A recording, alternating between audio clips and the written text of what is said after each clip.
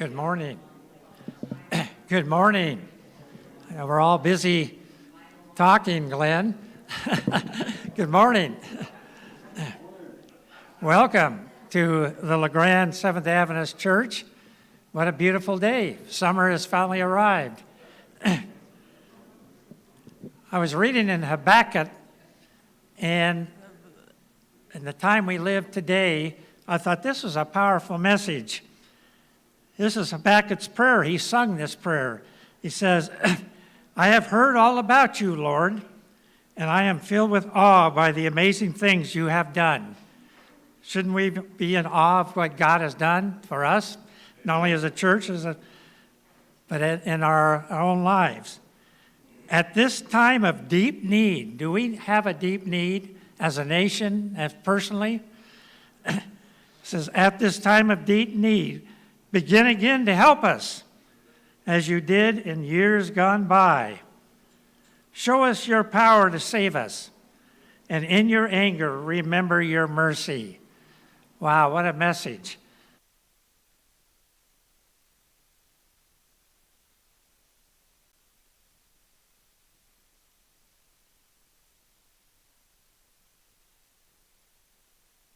Everything we do today, glorify you.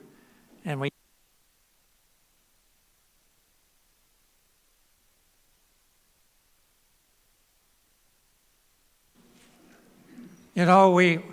got a new pastor about a year ago.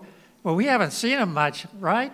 He took off on vacation, then he came back, and then he was scheduled to speak here, and he got sick, really sick, because he would be here if he could. And then a couple of weeks ago, he was scheduled to be here with us again, and he was at camp meeting.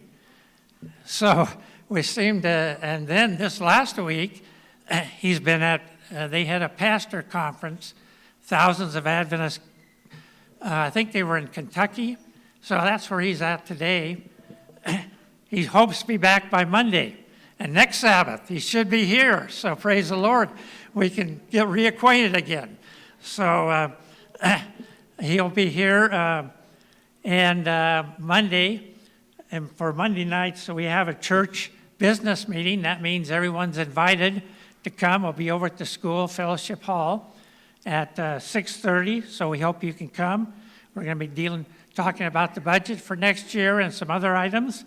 So we hope that you'll be there. Tomorrow morning, there is a work bee here at the school. I noticed they got some stuff going out there, new playground equipment.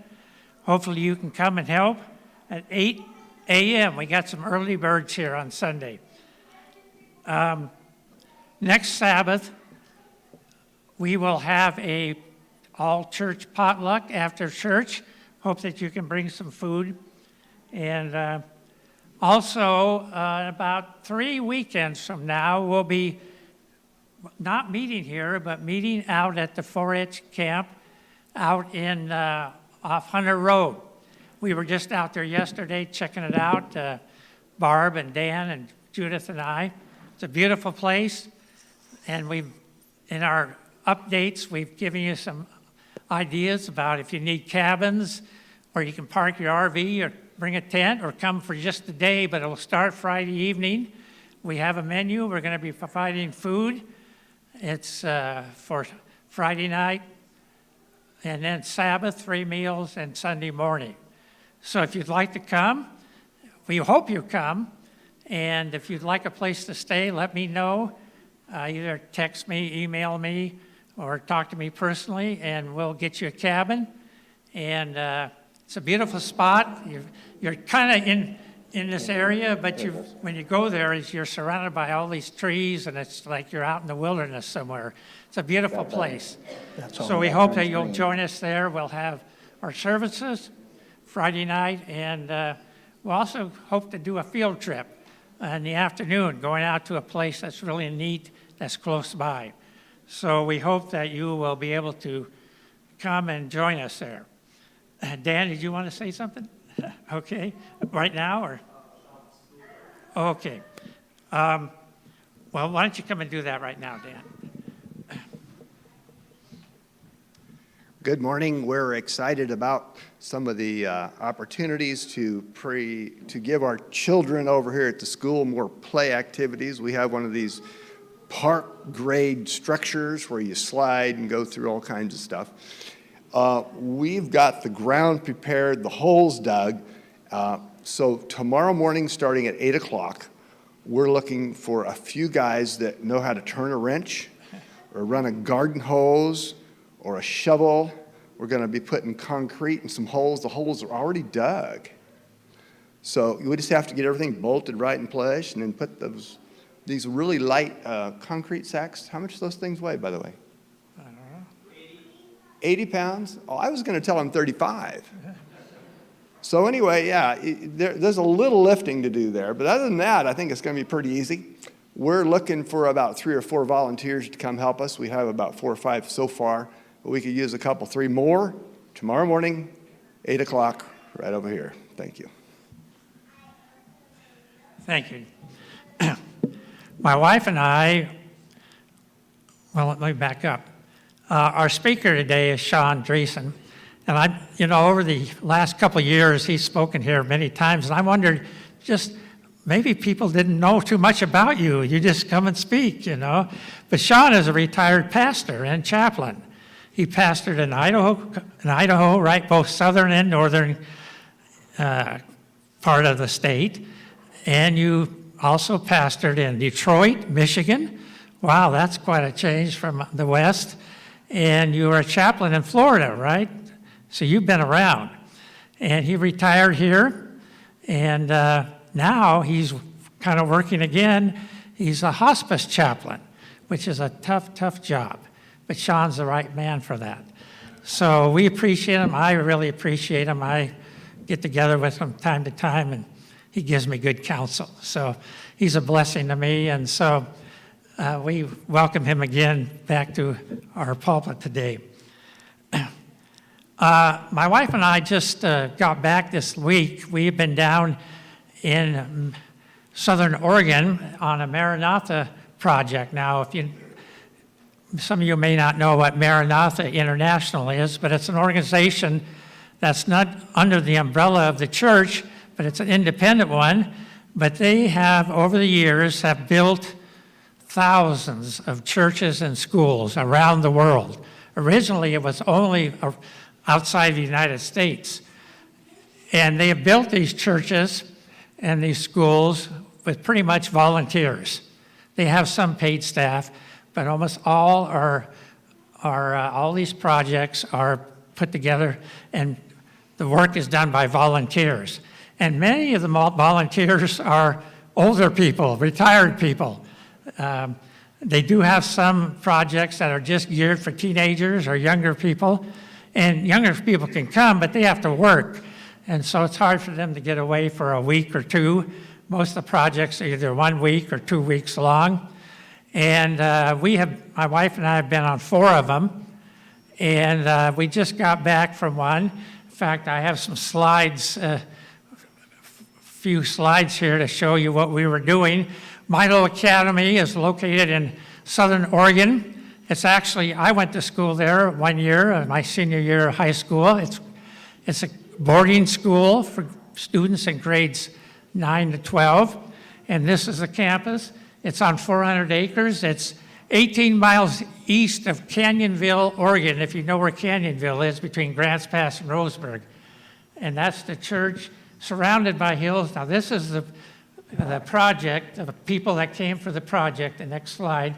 About 40, 50 people.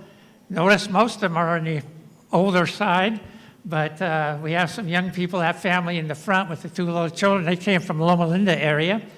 And most of the people are from the West Coast, California, Oregon, Washington. We had one family from North Dakota, one gentleman from Tennessee. But anyway, in the background, you see the boys' dorm. And Milo is in an oval. Notice it has a walkway around it. Now, there's some people who's graduated from Milo. I know Melissa did, myself. I know Dennis Clayville graduated. Anybody else a graduate of Milo Academy? Well, okay. They have an oval, goes around. or a covering, so you can walk clean around the campus and be undercover, because, you know, it's Oregon, it rains a lot there. So here we are. We don't look too busy right now, but anyway, we got a picture of in front of the cafeteria. That's off to that side there. Okay, next slide. First day, Maranatha has 3 rules. Be flexible. The second rule is be flexible, and the third rule is be flexible. Whatever you can do. They put me to work here down in construction. Go to the next slide. And my wife, first job she had was we were power washing windows. This is the cafeteria windows. She was the ground crew while that gentleman up there power washed. Okay, next. And clean, did a lot of cleaning. She did a lot of different activities. These are some ladies. I think all 3 of them are from Oregon. Okay, next.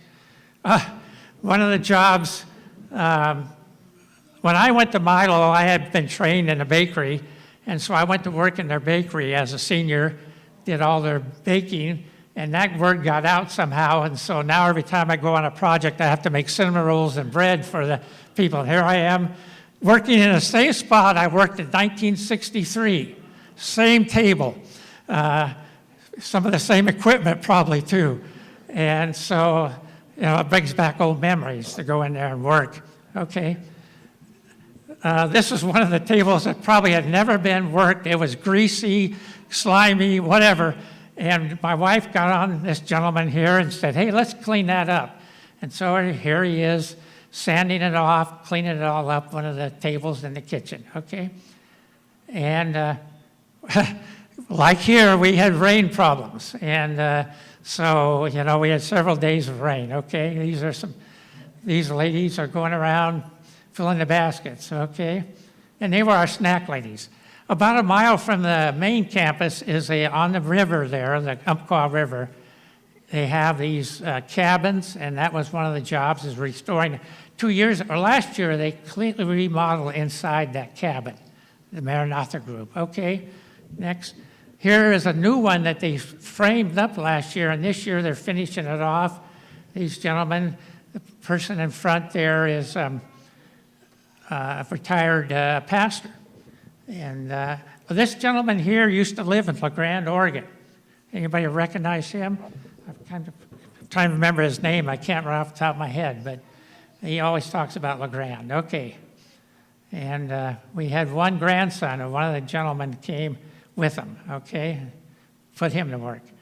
One of the jobs was to remodel one of the faculty homes. And you can see they're going at it there, completely remodeling, adding a new bathroom to it, and so on.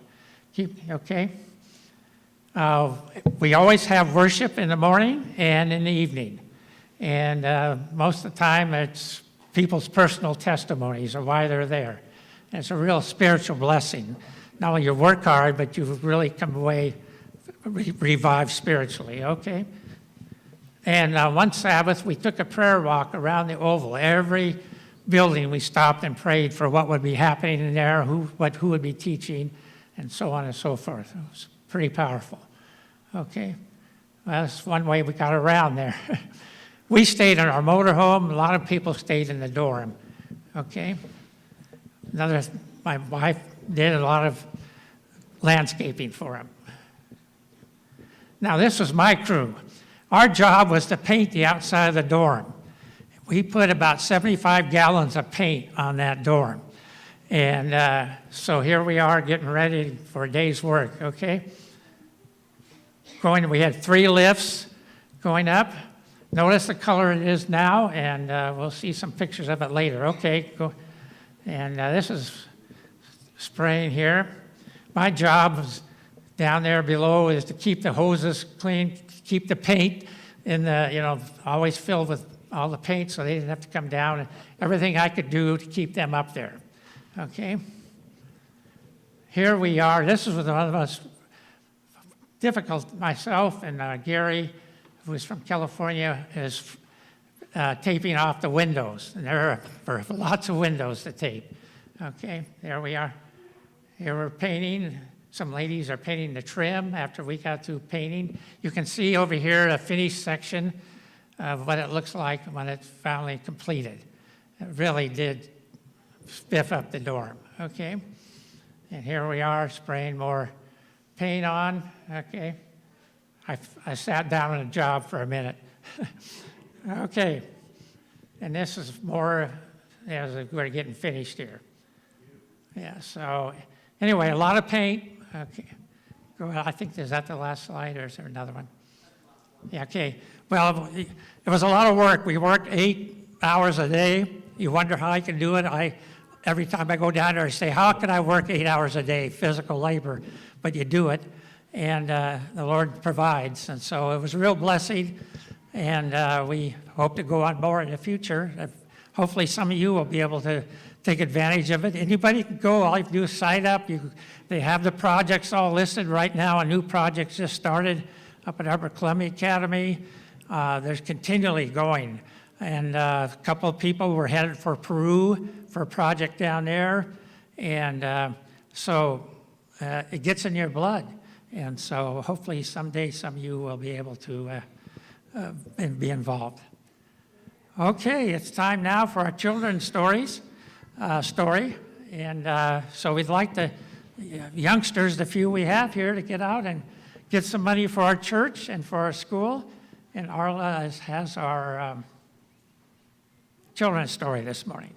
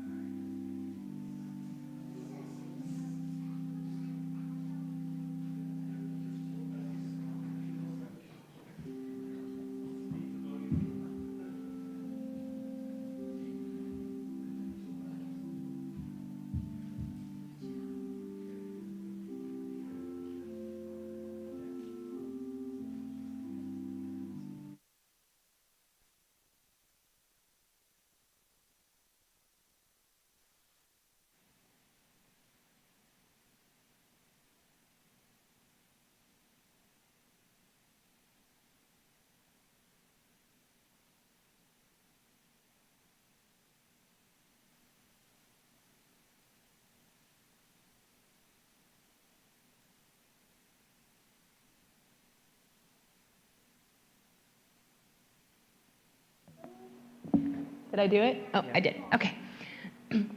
Well, good morning to mostly my children. But that's all right.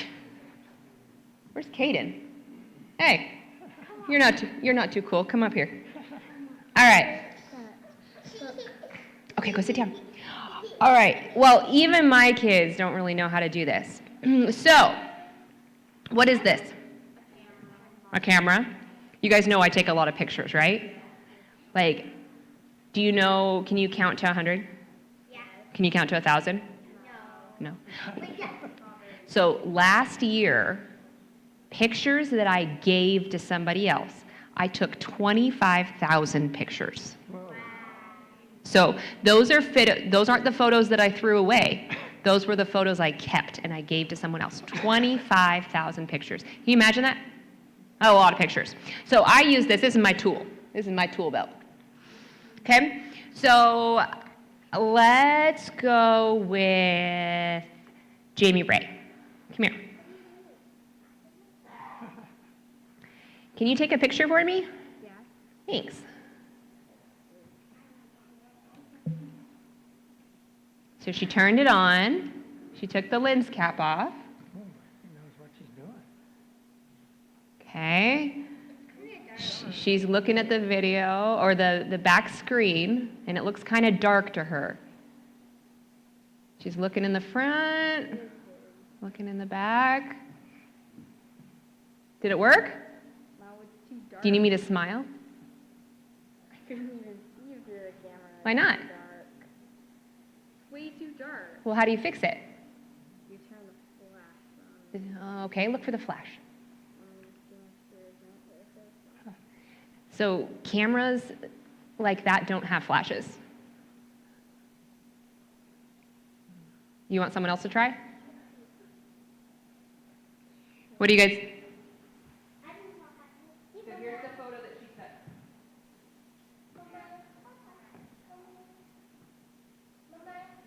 Okay, so Addie, you want to try?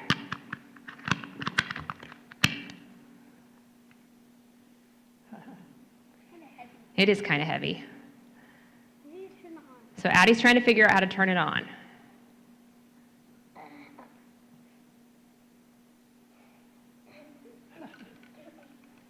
Maybe learn how to turn it on first before you take that off.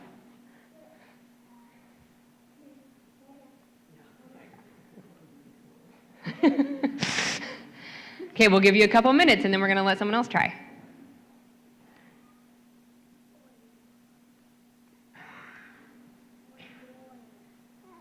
Okay. It didn't work, but that is a camera picture. Okay, so let's try Kirsten.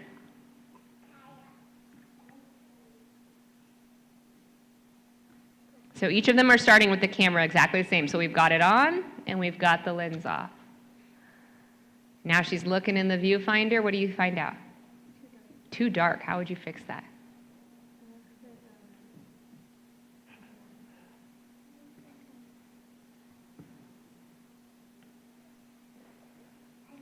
I think that's taking a video.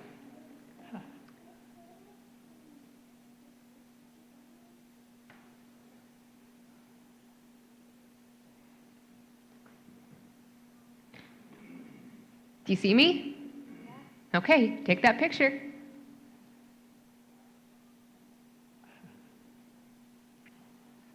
All right, let's take a look. What do you think, guys? Is that a good picture? Better?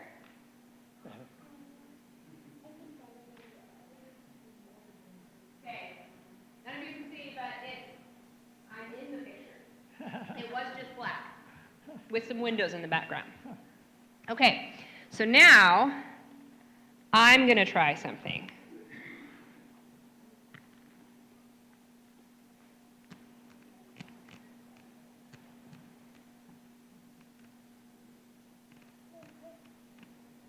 Okay.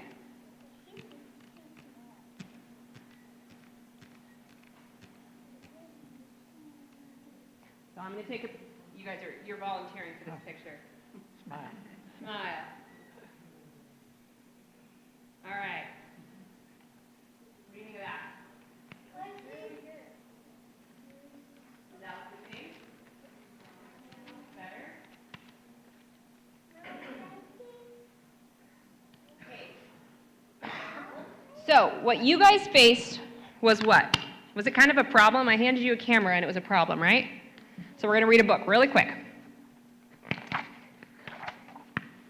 I don't know how it happened, but one day I had a problem. I didn't want it, and I didn't ask for it. I really didn't like having a problem, but there it was. Why is it here, and what does it want? And what do you do with a problem, I thought. I wanted to make it go away. I shooed it. I scowled at it. I tried ignoring it, but nothing worked. I started to worry about my problems. What if it swallows me up? What if my problem sneaks up and gets me? What if it takes away all of my things? I worried a lot. I worried about what would happen. I worried about what could happen. I worried about this and I worried about that. And the more I worried, the bigger my problem became. I wished it would just disappear. I tried everything I could to hide from it. I even found ways to disguise myself, but it still found me. And the more I avoided my problem, the more I saw it everywhere. I thought about it all the time. I didn't feel good at all. I couldn't take it anymore. This has to stop, I declared. Maybe I was making my problem bigger and scarier than it actually was. After all, my problem hadn't really swallowed me up or attacked me yet. I realized that I had to face it. So even though I didn't want to, even though I was really afraid, I got ready and I tackled my problem. And when I got face to face with it, I discovered something. My problem wasn't what I thought it was. I discovered it had something beautiful inside. My problem held an opportunity. It was an opportunity for me to learn and to grow, to be brave and to do something. It showed me that it was important to look closely because some opportunities only come once. So now I see my problems differently. I'm not afraid of them anymore because I know their secret. Every problem has an opportunity for something good. You just have to look for it. So, put that back, please. A long time ago, I got a camera, and I had no idea how to use it if it wasn't on something called auto, and that means that the camera makes all the decisions on its own. So sometimes the photos were good, sometimes they were fuzzy, and would anybody want me to take pictures of something if I said, well, maybe I'll get a good picture? No. So my problem was I needed to learn how to use my camera. So I started to study and study and study, and I learned, do you know why that picture was so dark when you tried to take it, Jamie Ray? It's because the shutter inside was going so fast that it didn't have time to let light in, to be able to see what was happening in the camera. And you have to learn how to use that camera to let enough light into your life or into the camera to be able to see what you're trying to look at. So, what do you think? This story didn't talk about God, but do you think we each have problems? Yeah? Are there times in your day where you just had a really, Addie likes to call it just the worst day ever? Have you guys had the worst days ever? Or something that you're worried about? Who do you think, inside there is an opportunity to learn, but who do you think is right there beside you, helping you learn from that opportunity? Jesus, God, you're right. He wants to be there, and he takes our hard times as an opportunity. He doesn't wish them on us, but each time is an opportunity for us to learn how to trust him just a little bit more. And just like I had to learn how to use my camera, and you guys could learn how to use a camera, we get to learn how to trust God and find those opportunities to grow in our life. Because having God in our life is a lot more important than learning how to use a camera, huh? Yeah. All right, you guys can go back to your seats. Thank you.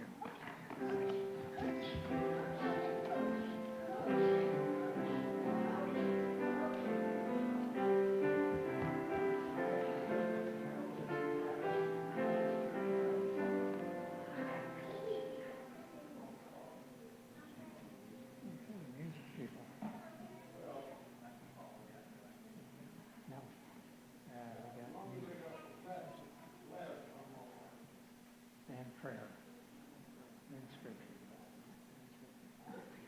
Yeah, you're on.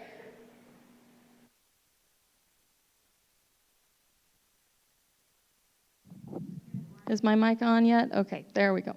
Good morning, church family. These first two songs are my favorite songs. And I don't know where I'm supposed to point this thing. Oh, there we go. I found the clicker, by the way. It's right there. When I was a little girl, this was my very favorite song. So sing with me now, please.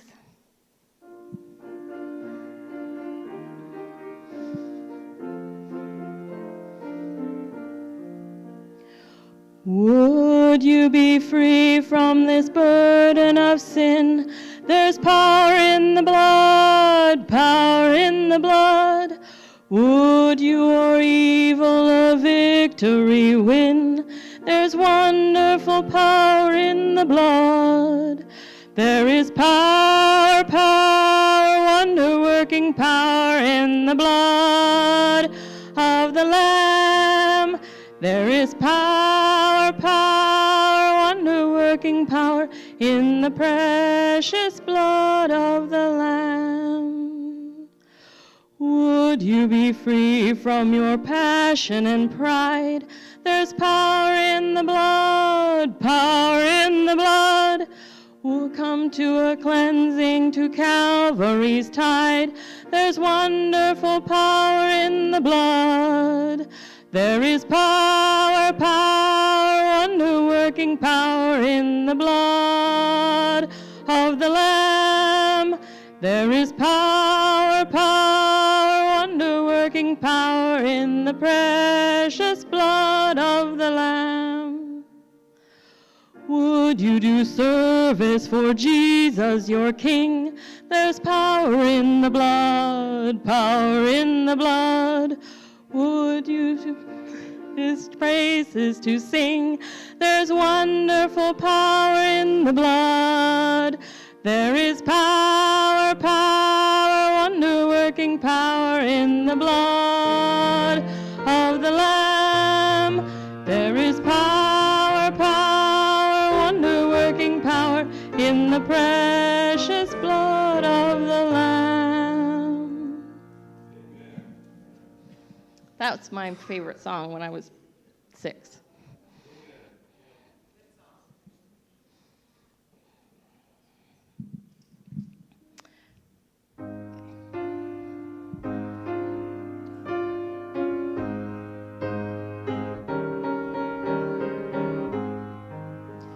Redeemed, how I love to proclaim it. Redeemed by the blood of the Lamb. Redeemed through his infinite mercy. His child and forever I am. Redeemed, redeemed, redeemed by the blood of the Lamb. Redeemed, redeemed, his child and forever I am. Redeemed and so happy in Jesus, no language my rapture can tell. I know that the light of his presence with me doth continually dwell. Redeemed, redeemed, redeemed by the blood of the Lamb. Redeemed, redeemed, his child and forever I am.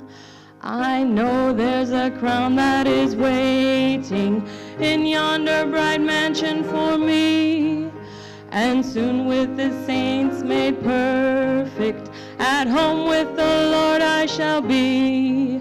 Redeemed, redeemed, redeemed by the blood of the Lamb. Redeemed, redeemed, his child and forever I am. You guys sound great this morning, by the way. I can hear you. This is our prayer song.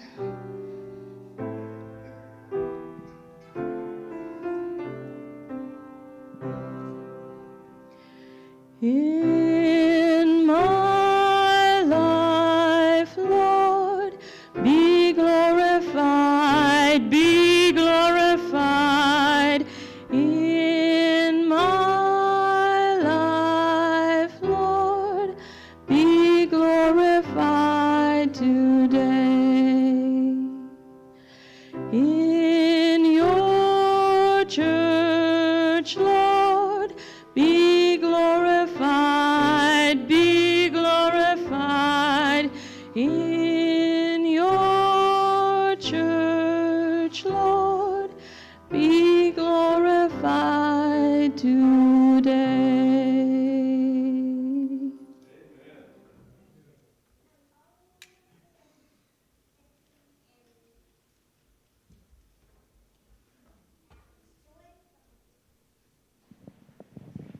If you could kneel for prayer.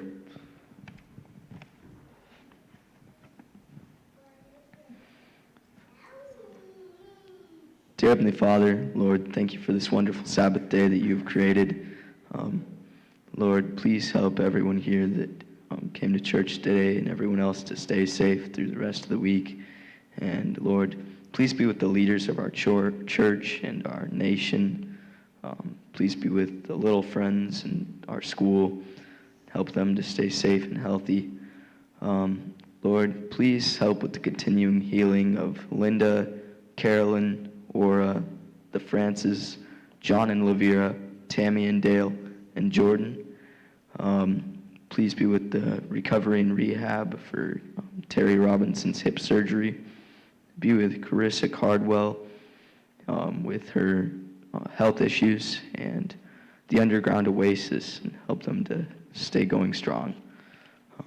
Lord, also please be with Crystal Michael with some health issues, and Rihanna with an upcoming procedure. And also, Lord, please be with Valen, Wavel's daughter. She's very sick at the moment. Lord, just please bless us and help us to always look to you. Amen.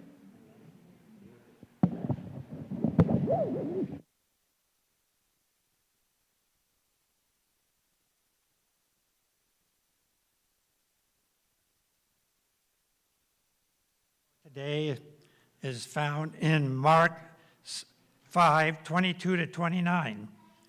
A leader of the local synagogue, whose name was Jairus, came and fell down before him, pleading with him to heal his little daughter. "She's about to die," he said in desperation. "Please come and place your hands on her, heal her so she will live." Jesus went with them, and a crowd thronged behind. And there was a woman in the crowd who had a hemorrhage for 12 years. She had suffered a great deal from many doctors through the years and had spent everything she had to pay them, but she had gotten no better. In fact, she was worse. She had heard about Jesus, so she came up behind him through the crowd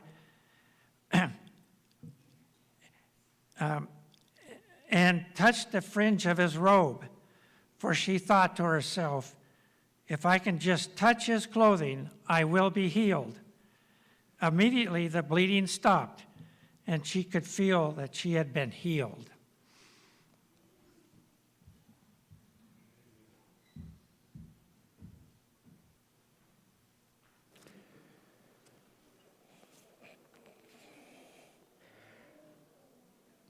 Great music today. I tell you, I don't know music, but I know it when I hear it. We've got guests here from Elgin, Robert, and Virginia. Welcome this morning. Rosie and Jennifer, welcome to you, Dale's friends. Good to have you. It's good to have everybody here today. We've been a little sparse. If you're listening on YouTube right now, please know this, that you do not get the real blessing just by listening to us.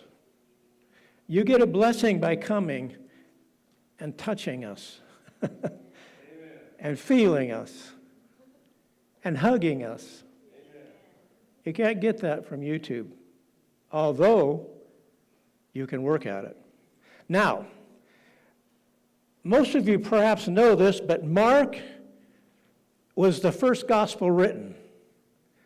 Most of the other gospel writers, they're called synoptics, not John, but Matthew and Luke. They copied a large part of Mark, who probably got it from Peter. Now you might say that's just all speculation, but it's not. And Mark is the sharpest, crispest. He just goes to the point. And this chapter 5 actually starts out with, they're on the other side of the lake, and on the other side of the lake were pig farmers and stuff like that. And a guy comes running out of the tombs. He actually lives in the tombs. You know, I grew up a pagan, and I tell you, the tombs scared me to death. I thought there was spooky stuff in there.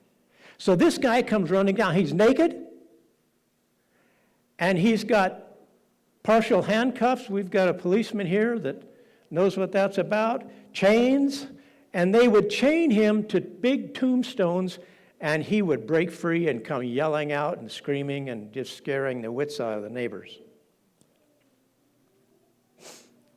So Jesus comes, and he's got a demon in him.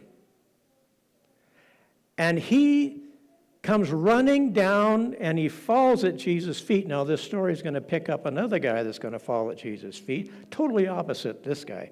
He comes running down, and he falls at Jesus' feet, and he said, "Please, O Son of God, don't torture me." Jesus said, "What's your name?" Not spooked at all. You know, Jesus doesn't spook about anything. I mean, some naked guy running down with chains would probably spook me. But Jesus said, "What's your name?" "My name is Legion." Legion. Big number. A legion in Roman troops was 600. So this guy is full of pain. And Jesus said, "Excuse me? Come out of him, you evil spirit." If you struggle with stuff like that, appeal to God, to Jesus. And the legion cries out, "Hey, wait, don't."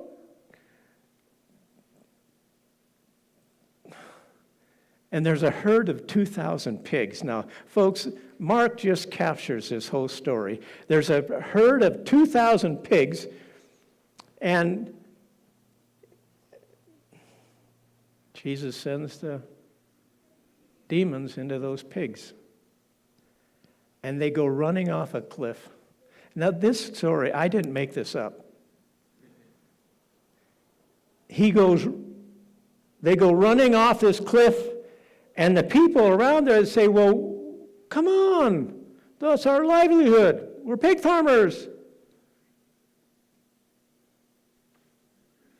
They go get the town people, the people that own all these pigs. And they see, by the way, this demon-possessed guy now, he's been cleansed. And he's got clothes on. And he's in his right mind. And the people come out, if you look at this text, they come out and they see this guy in his right mind and in clothes, and they're afraid. Can you imagine that? They're afraid because they lost their pigs. And I don't know if they're afraid that he's going to put us in his right mind, are in our right mind. So they say to Jesus,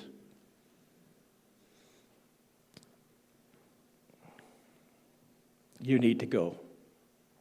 We don't want you around here. You're hard for business. You're hard for business." And as they were going down to get in the boat, the guy runs after Jesus. And you know the story. He says, "Let me go with you. I want to be a disciple. Let me go, please. Now that I've seen the wonders of you, I want to follow you, like this other group of guys." Jesus, no. Now, what's wrong with him wanting to be a disciple?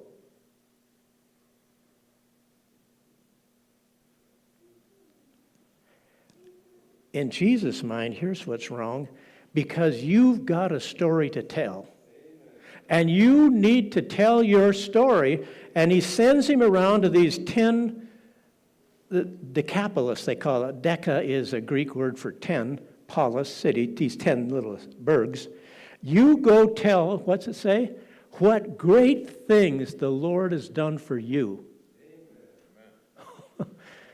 And the guy says, I will. Later on, they go through those cities, and oh my word, this demoniac put in his right mind has done a work.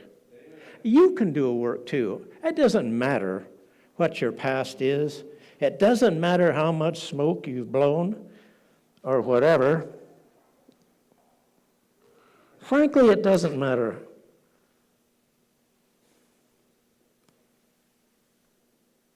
What matters most of all is that you just get on fire. You know, Spurgeon, you know Spurgeon? By the time he was 25, he had built a church and they were worshiping 5,000 people a Sunday. A young man came to him and said, Mr. Spurgeon, I want to preach like you and do a sermon like you do. And Spurgeon was smart. He said, son, you go get on fire for Jesus. People will come and watch you burn. All right. So this story's over. He's out there. Are we having fun yet? Yeah. I like these crazy stories. They're almost, sometimes we think Jesus is or whatever. That's inappropriate. Take that off the tape. We think that he's so lily white and but he's not. So now the next story, now they come back across the lake and it picks up again. As soon as they get out of the boat, here comes Jairus. He is a ruler of the synagogue. Now a little bit on him. He doesn't officiate in the synagogue. He makes sure that officiation is done in a very great way. He no doubt has some real prejudice against Jesus. You know what prejudice is? It's judging ahead of time. Now, America's had a big issue with prejudice forever. So, here's this synagogue ruler. He's also has to get over that prejudice idea of who Jesus, Jesus is just an itinerant preacher still in that time.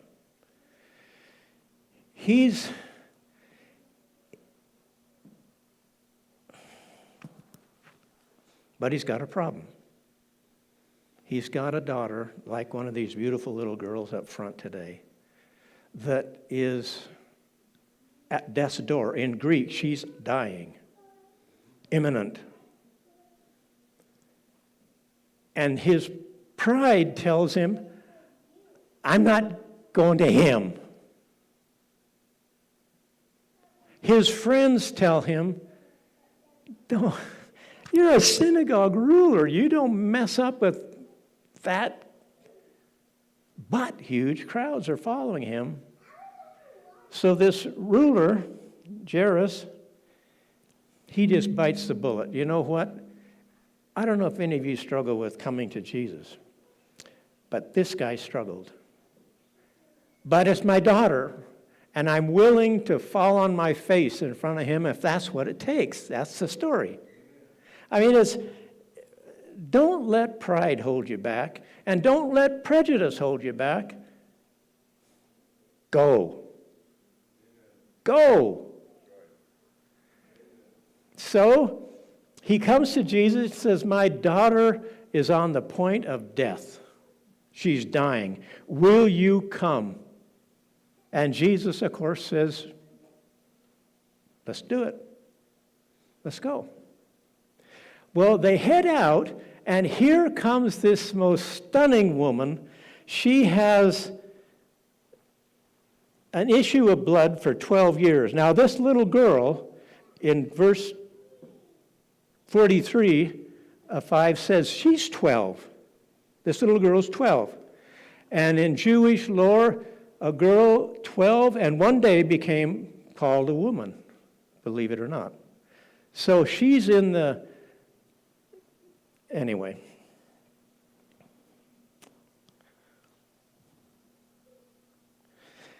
They head out. And just as they're heading out, this woman comes up and touches his garment. She's got an issue of blood for 12 years. 12 and 12. And now let me ask you about triage. You know, how many of you know what triage is? Yeah. Triage is when you have several emergencies or two emergencies together, and triage is the ability to sort out an emergency from another and give the best care to the one that needs it most. Now let me ask you something. Jesus stops for this woman. And the girl's dying. What do you think he's thinking? Jairus. Or let me ask you this. Let's say you've got a little 12-year-old child and she's got mixed up with a swather and she's bleeding out and mom calls 911, ambulance comes and they're on the way. Halfway out there they stop and help a lady fix a flat tire. What would you say to that? Malpractice? Well, in Jesus' mind, now remember, he's Jesus. He can do what he wants. But it smells of malpractice. Because he should take care of the most important thing first. She's dying.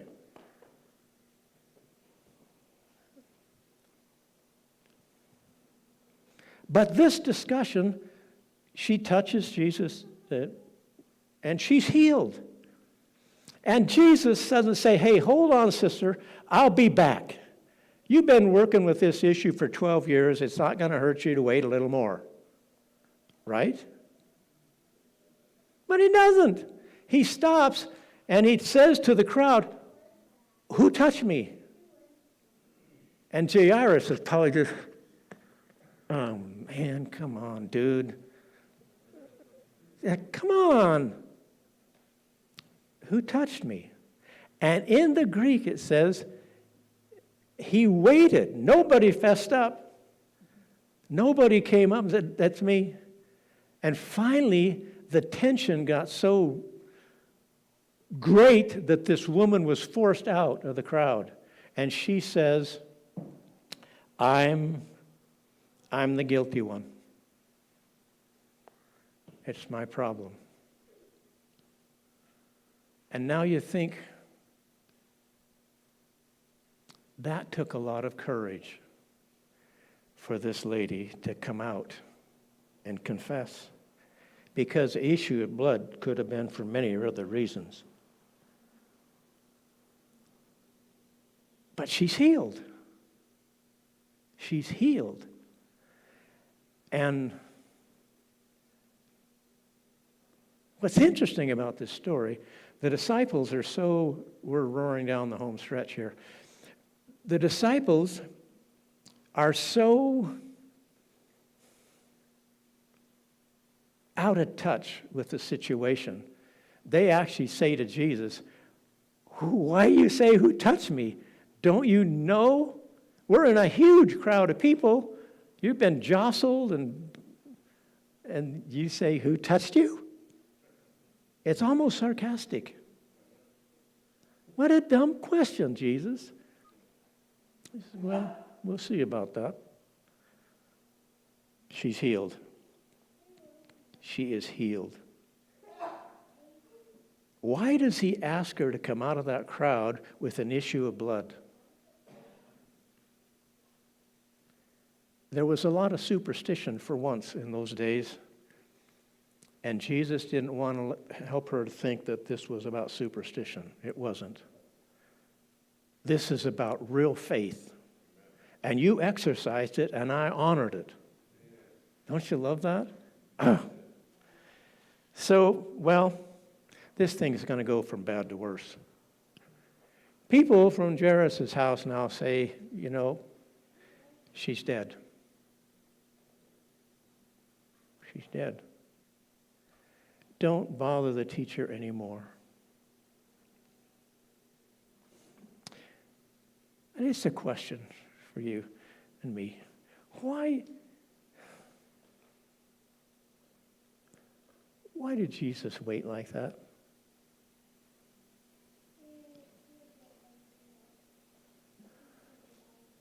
Why did he wait that same situation for Lazarus' tomb? He waited until Lazarus was stinking, one of the sisters said. Does Jesus wait in order to perform a greater miracle? Think what it did to Jairus. I would suspect he became a believer over this. They go now into, the girl is dead.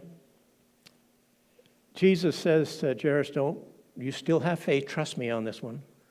Let's go.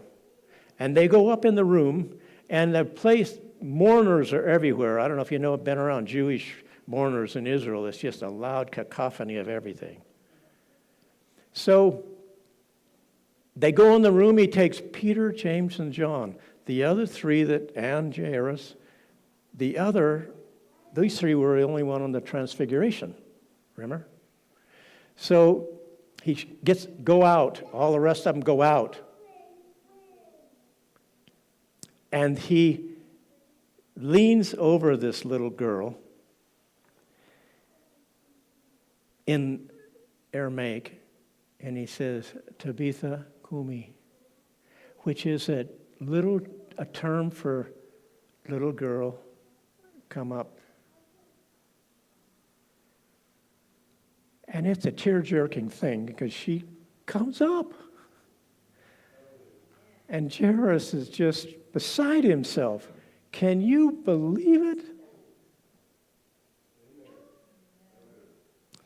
Now, just to close,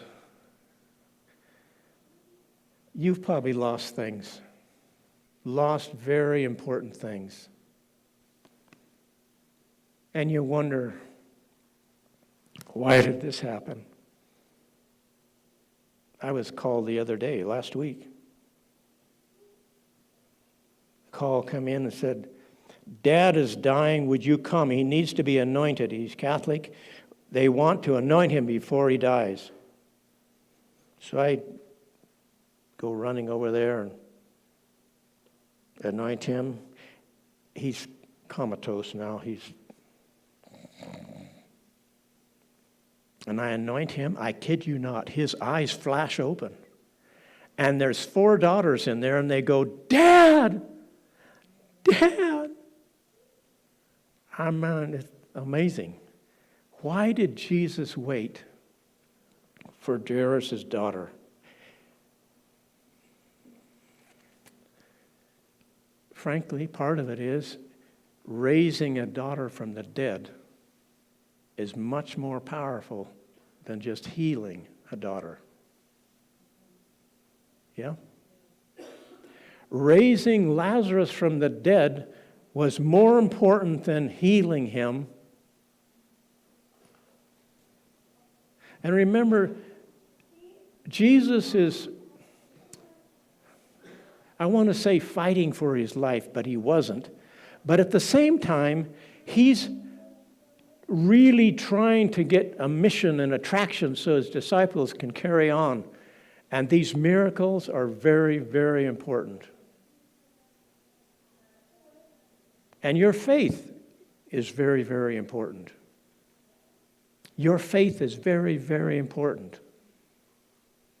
God honors faith. God honors faith. And he will honor yours.